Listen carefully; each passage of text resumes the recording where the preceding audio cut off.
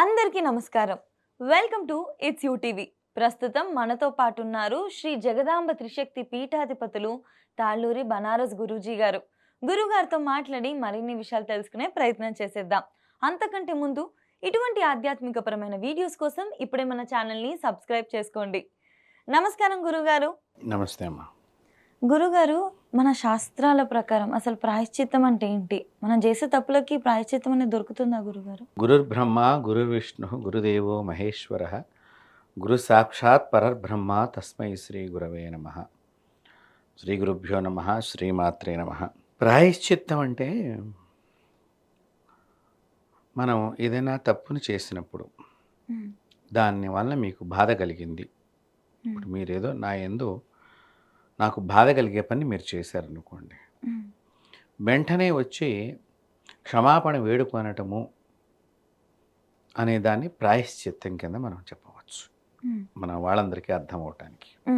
ఒకటి. రెండవది, ఎవరైనా మన వలన బాధపడుతున్నారంటే వారి దగ్గరికి వెళ్ళి నా వలన ఏం తప్పు జరిగిందో నాకు తెలియచేయండి, ఒకవేళ నా నుంచి ఏదన్నా నష్టం జరిగింది అంటే కనుక నేను ఆ నష్టాన్ని పూడుస్తాను. అది కూడా ప్రాయశ్చిత్తమే. ప్రాయశ్చిత్తము అంటే మనం చేసిన తప్పుని సరిదిద్దుకోవటమే ప్రాయశ్చిత్తం.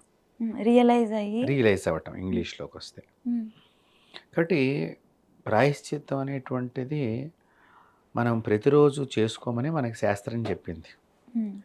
ఆ చేసుకునటంలో అంటేనే దేవుని పూజ. దేవుని పూజ ప్రాయశ్చిత్తం ఒక రకంగా చెప్పాలి అంటే. ఏ విధంగా అని మనం అనుకోవచ్చు. మనం రోజు కొన్ని తప్పులు చేస్తూ ఉంటాం. అంటే మాట్లాడటం అనేది ఒక తప్పు. తర్వాత ఇదివరకు రోళ్ళలో రుబ్బేవాళ్ళు ఆహారం, ఇప్పుడు మనం మిక్సీలో వేస్తున్నాం, అది కూడా ఒక తప్పు. వంట చేయటం, పొయ్యి వెలిగించి వంట చేయటం ఒక తప్పు. అంటే ఏమిటి ఇక్కడ చూస్తే వినటానికి ఆశ్చర్యంగా ఉంది. ఇప్పుడు మాట్లాడుతున్నాం కదమ్మా, మాట్లాడేటప్పుడు నోట్లోకి గాల్లో కంటికి కనిపించిన సూక్ష్మ క్రిములు ఉన్నాయని చెప్తున్నారు. అవునవును. మన నోట్లో వెళ్ళి అవి చచ్చిపోతూ ఉంటాయి. తెలియకే ఎన్నో తప్పులు అవుతున్నాయి అసలు. నడవటం మూలకంగా కొన్ని జీవాలు చచ్చిపోతాయి. పొయ్యి వెలిగించినప్పుడు అగ్ని ద్వారా పొయ్యిలో పడిపోయి కొన్ని పురుగులు చచ్చిపోతాయి. ఈ మిక్సీ వేసేటప్పుడు మనం మూత పెడతాం, ఈ రుబ్బేటప్పుడు కానీ ఇవన్నీ పక్కకు వచ్చి పడిపోతూ ఉంటాయి. ఇలాంటివి పంచశూన దోషాలు అని అన్నారు. సో ఈ పంచశూన దోషాలు పోవటానికే ప్రాయశ్చిత్తం రోజు భగవంతుడికి నమస్కారం చేయటం. ప్రతిరోజు అది అలవాటు చేసుకోవాలి. కాబట్టి మరి ఇప్పుడు ప్రాయశ్చిత్తం ప్రతి ఒక్కళ్ళు చేసుకోవాల్సిందేగా. ఖచ్చితంగా చేసుకోవాలి. ప్రాయశ్చిత్తం అంటే ఆ విధంగా ఉంటుంది. అయితే ఇప్పుడు మీరు ఇంకో ప్రశ్న వేశారు గురుగారు. అదే ఇప్పుడు ప్రాయశ్చిత్తం కోసం ప్రతిరోజు దీన్ని కూడా ఒక హ్యాబిట్ లాగా మార్చుకోవాలి. కొంతమంది కాశీ యాత్రకు వెళ్తూ ఉంటారు. ఎందుకు అంటే అక్కడికి వెళ్తే పాపాలన్నీ కడిగిపోతాయి, పాపాలు పోతాయి అన్న నమ్మకంతో పోతారు. నిజంగా కాశీకి వెళ్తే పాపాలు పోతాయా? చాలా మంచి ప్రశ్న ఇది. ప్రతి ఒక్కరూ నిజంగా ఈ యొక్క వీడియో అందరూ చూడాలని నేను కూడా కోరుకుంటున్నాను. ఈ ప్రశ్నకి అందరూ కూడా చూడాలి. కాశీకి పోయాము, పాపం పోయింది. ఎస్, 100కి 1000% మన పాపాలు పోయినాయి. కాశీ నుంచి తిరిగి వచ్చిన తర్వాత మళ్ళీ పాపం చేయకుండా ఉండాలి. అదే పెద్ద టాస్క్. మరి అది చేస్తున్నామా, చేయటం లేదా? పాపం చెయ్యకపోతే మీకు పాపం పోయింది. పాపం చేస్తే కాశీకి వెళ్ళొచ్చిన, కైలాసానికి వెళ్ళొచ్చిన మళ్ళీ వృధానే. పాపం చేయకుండా ఉండటమే భగవంతుడు చెప్పినటువంటిది. ఈ పాపం చేయకుండా ఎలా ఉంటాము అంటే రోజు సత్కాలక్షేపం చేయటం మూలకంగా. అంటే గురుగారు, సత్కాలక్షేపం అంటే ఏమిటి? పురాణ కాలక్షేపాన్ని వినమన్నారు. పురాణాలు ఎక్కడ చెప్తున్నారో ధర్మానికి సంబంధించిన విషయాలని, ధర్మ విశ్లేషణ ఎక్కడ జరుగుతోందో ఆ వినటం మూలకంగా మనలో నిదానముగా మార్పు సంభవిస్తుంది.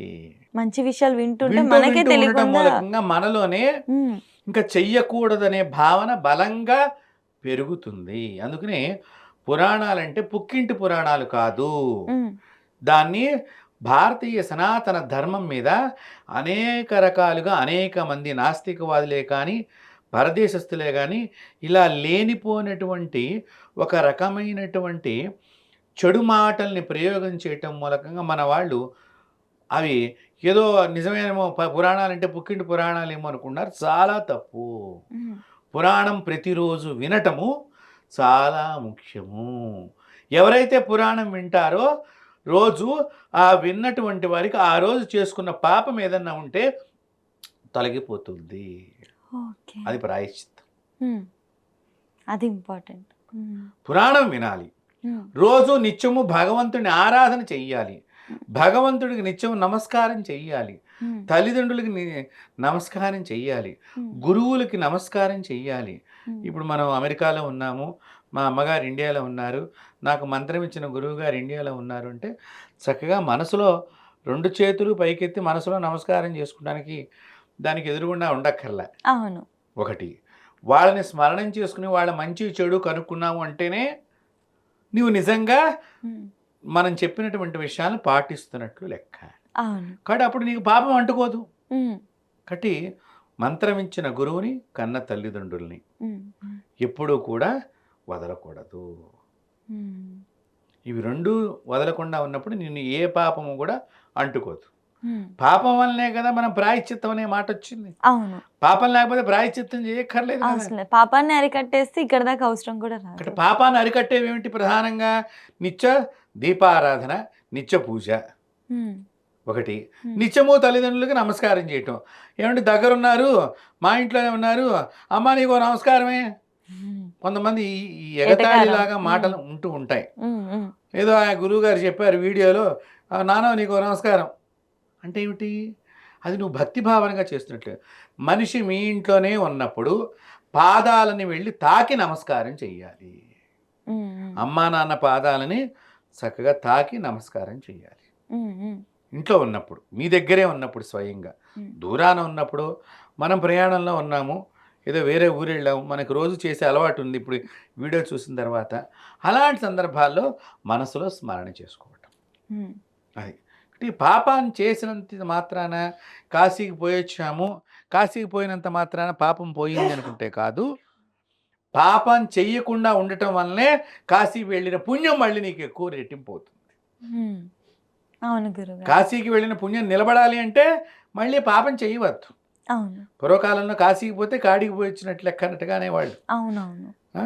అంటే ఏమిటి? అంత దూర ప్రయాణాన్ని ఎంత ఇష్టతతో మన వాళ్ళు చేశారో చూడండి అప్పట్లో. మళ్ళీ తిరిగి వస్తామో లేదో తెలియదు, కానీ అయినా కానీ దాన్ని ఇష్టంగా చేశారు. అవును. జీవితానికి ఒక్కసారన్నా కాశీ దర్శనం చేసుకోవాలి. ఆ దర్శనం ఎలా చేసుకున్నారు వాళ్ళు? వాళ్ళ వంట వాళ్లే చేసుకుని వెళ్ళారు. వాళ్ళ ఆహారం వాళ్లే తయారు చేసుకున్నారు. ఆ ప్రదేశంలో వాళ్ళు కూర్చుని జపం చేసుకునే వాళ్ళు రోజు.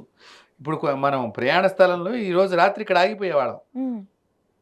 పొద్దున్నే లేచి అక్కడ మళ్ళీ స్నానం జపం చేసుకుని బయలుదేరేవాళ్ళు. ఇప్పుడు మనకి విమానం వచ్చేసరికి పొద్దునకి సాయంత్రానికి రిటర్న్ అయిపోతున్నాం కాశీ నుంచి. అవునవును. దానివల్ల ఉపయోగం లేదు. కాశీ వాసం చెయ్యాలి. కాశీలో మనం నిద్ర చేయాలి. నిద్ర చేయటం మూలకంగా ఆ రోజు పరమేశ్వరుడు మన దగ్గరికి వస్తాడు. నిజంగా వచ్చి పాపాన్ని తీసుకోవాలి ఆయన. మనం శివలింగాన్ని ముట్టుకున్నాం, అయిపోయింది, బాగా దర్శనం అయిపోయింది, ఒక రోజులో ఫ్లైట్ టికెట్ ఉంది, నీ దగ్గర డబ్బులు ఉన్నమాట వాస్తవమే. నీకు అంత భగవంతుడి కృప కలిగింది, ఫ్లైట్లో వెళ్ళేంత కృప కలిగింది. కానీ భగవంతుడి సన్నిధానంలో నిద్రించేటువంటి అవకాశం నువ్వు పొందలేకపోయావు డబ్బున్నా. అది తెలుసుకోవాలి ఇక్కడ. కాబట్టి కాశీ వెళ్ళటము ఎలాగ దాన్ని ప్రయాణం చెయ్యాలి, దానికి ఒక విధి విధానం ఉన్నది. వెళ్ళి ఎన్ని రోజులు నిద్ర చేయాలి, ఈ నిద్ర చేసిన ఎన్ని రోజులు ఏం చేస్తూ ఉండాలి, అది చేసి మళ్ళీ వచ్చిన తర్వాత ఇక్కడ పాపం చేయకుండా ఉంటే నీకు కాశీ పుణ్యం ఎక్కడికి పోదు. నిన్ను ఆశ్రయించిన వాళ్ళని కూడా ఆ పాపం నుంచి పోగొట్టి పుణ్యాన్ని కురిపిస్తుంది ఒక్కసారి కాశీ వెళ్ళొస్తే. అందుకనే అప్పట్లో కాశీ వెళ్ళొచ్చిన వాళ్ళని ఊరు మొదట్లోనే ఆపేసేసి మేళతాళాలు, పూర్వం మేళతాళాలతో ఊరేగింపుగా తీసుకొచ్చేవారు ఇంటికి. పుష్పాలతో అభిషేకం చేస్తూ పట్టుకొచ్చేవారు. అమ్మా. శివ స్తోత్రాలు చదువుకుంటూ తీసుకొచ్చేవారు. ఎందుకంటే సాక్షాత్తు కైలాసం నుంచి శివుని తెచ్చుకున్నట్లుగా వాళ్ళ దంపతులను చూసి ఆనందపడేటువంటి వాళ్ళు. ఉమ్, అప్పట్లో వాళ్ళంత నియమంగా ఉన్నారేమో, ఆ ఫలితం ఆ కుటుంబం అనుభవించింది. ఉమ్, ఆ చుట్టుపక్కల వాళ్ళకు కూడా ఆ అనుభవం వచ్చింది. ఉమ్, ఉమ్. కాశీకి పోకుండానే ఫలితం వచ్చింది అంతే. వాళ్ళని ముట్టుకున్నందుకు. ఉమ్, అంత గొప్పది కాశీ యాత్ర. అంటే కాశీకి పోతే తప్పకుండా మన పాపాలు తొలగిపోతాయి. కానీ పోయొచ్చిన తర్వాత పాపం చేయకుండా ఉంటే విశ్వనాథుడు మన జేబులోనే ఉండిపోతాడు. అది తెలుసుకోవాలి. కరెక్ట్. మన దగ్గరే విశ్వనాథుడు ఉండిపోవాలి. ఉమ్, మన ఉమ్, గుండెల్లో విశ్వనాథుడు ఉండిపోవాలి. అంటే కాశీ నుంచి వచ్చిన తర్వాత పాపాన్ని చేయకుండా ఉండటం చాలా ముఖ్యమైనటువంటి విషయం ఇక్కడ. ఉమ్, కాబట్టి ప్రతి దానికి కూడా ప్రాయశ్చిత్తం చెప్పబడి ఉన్నది. ఉమ్, గరుడ పురాణంలో చెప్పారు, ఉమ్, గురు లీలామృతంలో చెప్పబడి ఉంది, అలాగే పురాణాలు అనేక పురాణాల్లో దేవి భాగవతాదుల్లో కూడా చెప్పబడి ఉన్నది. ఏ పాపం చేస్తే ఏం చేసుకోవాలి ప్రాయశ్చిత్తం, ఉమ్, ఉమ్, అవి కూడా వివరంగా చెప్పబడి ఉన్నది. ఉమ్. అంటే మరొకసారి మనం పాపాలు ప్రాయశ్చిత్తాలు అనేటువంటి విషయాల్లో ఇన్ మళ్ళీ డీటెయిల్ గా. ఒకసారి మనం కాబట్టి పాపం చేయటం అనేది తెలియక చేయటం వలన ప్రాయశ్చిత్తం చేసుకుంటే ఆ దోషం తొలగిపోతుంది. తెలిసి కావాలని చేస్తే నీకు కావాలని పాపం తెచ్చుకున్నావుగా, అవును. కాబట్టి అనుభవించవలసి వస్తుంది. దానికి ఇంకేం సొల్యూషన్ ఉండదు కదా గురుగారు? ఇప్పుడు తెలిసి పాపం ఇప్పుడు కావాలని తెలిసి తెలిసి ఇప్పుడు అక్కడ చేస్తున్నారు. మనిషి కూర్చున్నారమ్మా, ఉమ్, ఉమ్. మన కోపం ఉంది, కాలు తన్నుకుంటూ పోయినావంటే నీకు కావాలని తిన్నావుగా. అవునవును. ఆ? ఉమ్, అప్పుడు భగవంతుడు ఏం చేస్తాడు, నిన్ను నలుగురు కాళ్ళతో తన్నిచ్చేటట్టుగా చేస్తాడు. ఉమ్, ఉమ్. నువ్వు ఒకరిని తిని సంతోషపడ్డావు, భగవంతుడు నలుగురు చేత తన్నించే అవును. నీ యొక్క బాధను ఆయన వీక్షణ చేస్తాడు. అప్పుడు ఉమ్, ఉమ్. చాలామంది ఇట్లాంటి పనులు చేస్తూ ఉంటారు. అవునవును. కావాలని మనం నడుచుకుంటూ పోతే కాలు ఇలా అంటూ ఉంటారు. అవునవును. ఉమ్, ఆ? ఇవే కోణంగి వేషాలు అని అంటారు. ఉమ్, ఉమ్. కాబట్టి మనం ఏది చేసినా సరదా అనేటువంటిది కొన్ని విషయాల వరకు. ఆ కాలు తగిలి అవతల వాడు పడిపోతే వాడి బాధ నొప్పి ఎంత ఉంటుంది.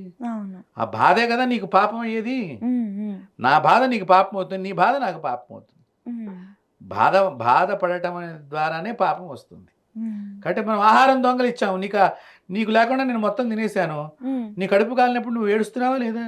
అవును. నీ ఉద్యోగం తీయించి నేను దానిలో జాయిన్ అయ్యాను, ఉమ్, నువ్వు బాధపడుతున్నావా లేదా? అవును. మీ ఆఫీసుల్లో జరుగుతూ ఉంటాయి కదా ఇలాంటివన్నీ కూడా. ఉమ్, ఉమ్. కాబట్టి ఒకరి బాధే మనకి పాపం అవుతుంది. ఉమ్, ఉమ్. కాబట్టి సాధ్యమైనంత వరకు ఇతరులకు మేలు చేయటం, సర్వజీవుల యందు ప్రేమ కలిగి ఉండటం, తెలియక ఒక్కొక్కసారి ఉమ్.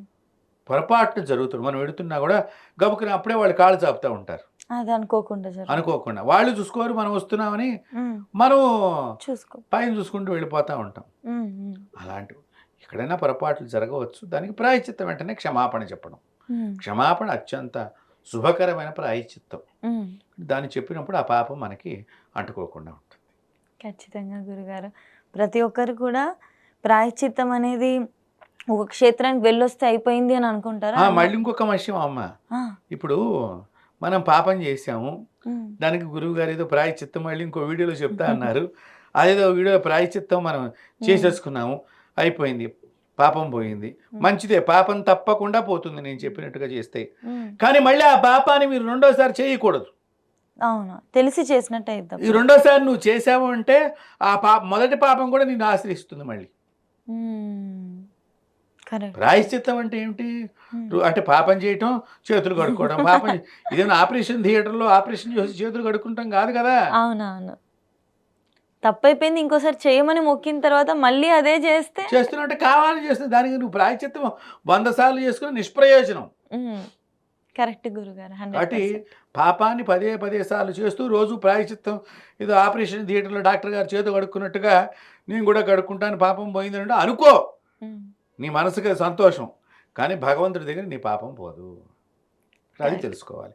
ప్రాయశ్చిత్తం ఉంది కదా అంటే ప్రాయశ్చిత్తం ఒకసారి మాత్రమే ఉపయుక్తం అవుతుంది. తెలుసుకున్నావు కాబట్టి పోగొట్టుకోవటానికి అది ఉపయుక్తం అవుతుంది తప్ప మనం దాన్ని రోజు చేయటానికి కాదు. అది మనం తెలుసుకోవాలి. ఖచ్చితంగా గురుగారు. చాలా మంచి మాటలు, మంచి విషయాలు తెలియజేశారు గురుగారు. ధన్యవాదాలు గురుగారు.